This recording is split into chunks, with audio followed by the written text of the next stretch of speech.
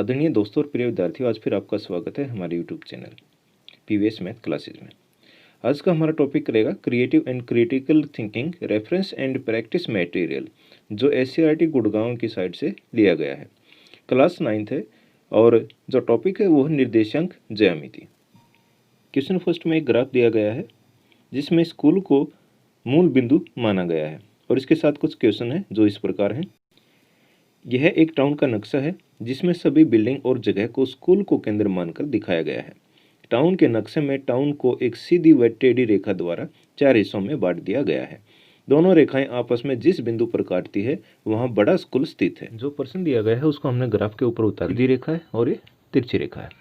अगर हम इसमें दिशा लें तो ऊपर उत्तर और नीचे दक्षिण और दाईं तरफ पूर्व और बाईं तरफ पश्चिम, और जो बीच में है वो है स्कूल। अब इसमें पहला क्वेश्चन क्या है, प्राइमरी स्कूल बड़े स्कूल से कितने खाने दूरी पर है। यहाँ प्राइमरी स्कूल है और ये हमारा बड़ा स्कूल है। अब इससे देखना है ये कितनी दूरी पर है। 1, 2 और 3 कितने खाने दूरी पर होगा, 3 खाने दूरी पर है। और किस दिशा की तरफ है, ये दिशा है हमारी पूर्व, तो 1, 2, 3 3 खाने पूर्व की तरफ।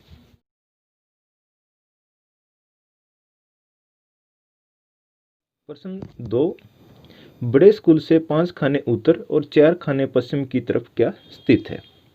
ये मूल बिंदु है, स्कूल है। यहाँ से चलेंगे 1, 2, 3, 4, 5 किस तरफ, उत्तरी तरफ। हमारा ये पॉइंट आ गया। अब 4 खाने हमने चलना है पश्चिम की तरफ, पश्चिम इस तरफ है 1, 2, 3, 4 ये। अब इन दोनों की लाइनों को जोड़ें तो कहाँ पहुँचते हम, आम के खेत में। आम का खेत है 1, 2, 3, 4, 5 5 खाने उत्तरी तरफ है और 1, 2, 3, 4 4 खाने किसकी तरफ है, पश्चिम की तरफ है। तो इन दोनों का जो कॉमन पॉइंट है ये आम का खेत है। तो सेकंड क्वेश्चन का आंसर क्या होगा, आम का खेत।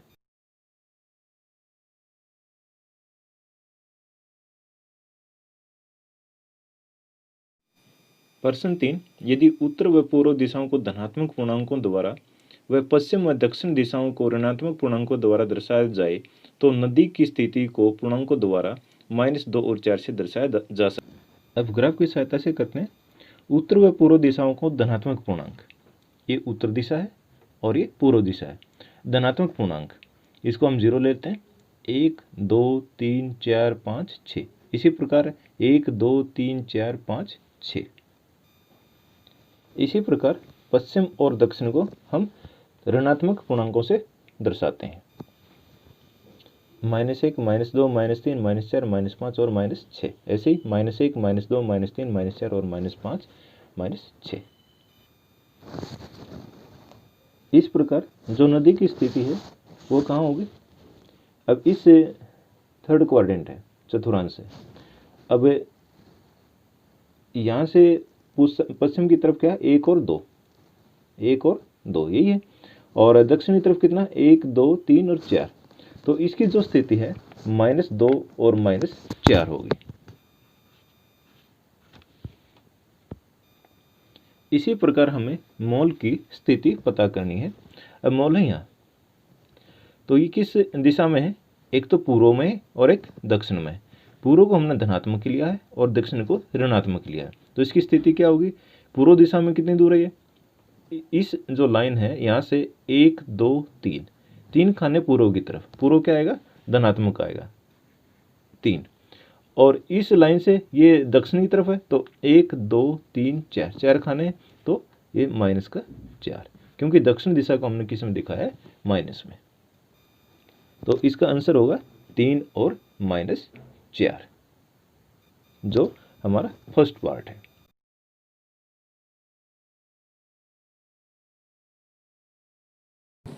प्राइमरी स्कूल की स्थिति को पूर्णांकों के जोड़ों का प्रयोग करके दर्शाइए। इसमें हमने दिखाना प्राइमरी स्कूल, तो हमने देखना है यहाँ से पूर्व की तरफ कितनी दूर है, 1, 2, 3।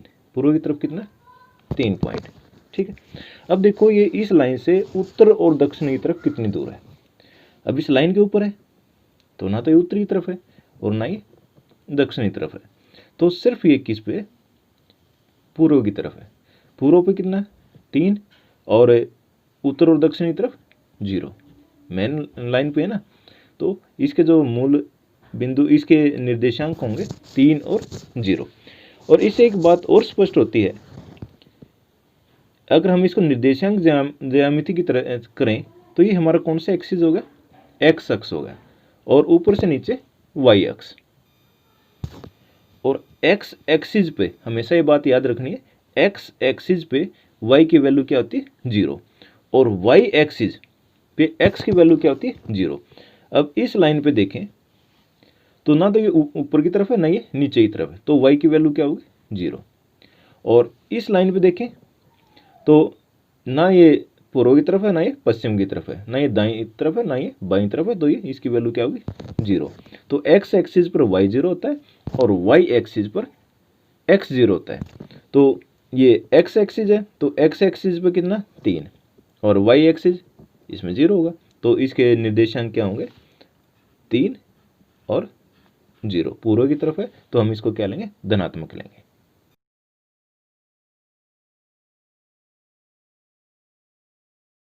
एक बार हम कुछ जो मुख्य बातें हैं उनको रिवाइज कर लेते हैं।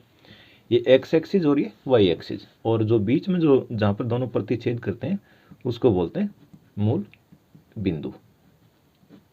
एक्स एक्सिस पर दाईं तरफ धनात्मक होते हैं इस तरह से, और ऊपरी तरफ भी क्या होता है, ये धनात्मक है, और मूल बिंदु से बाईं तरफ ऋणात्मक, और नीचे भी क्या होगा, ऋणात्मक। अब इसको बोलते हैं चतुर्थांश। 4 हिस्से हो गए इसके, तो चतुर्थांश, ये पहला चतुर्थांश, ये दूसरा चतुर्थांश, और ये तीसरा चतुर्थांश, और ये चौथा चतुर्थांश। अब यहाँ पूर्णांक देखते हैं ये किस निशान के साथ आते हैं, धनात्मक और ऋणात्मक।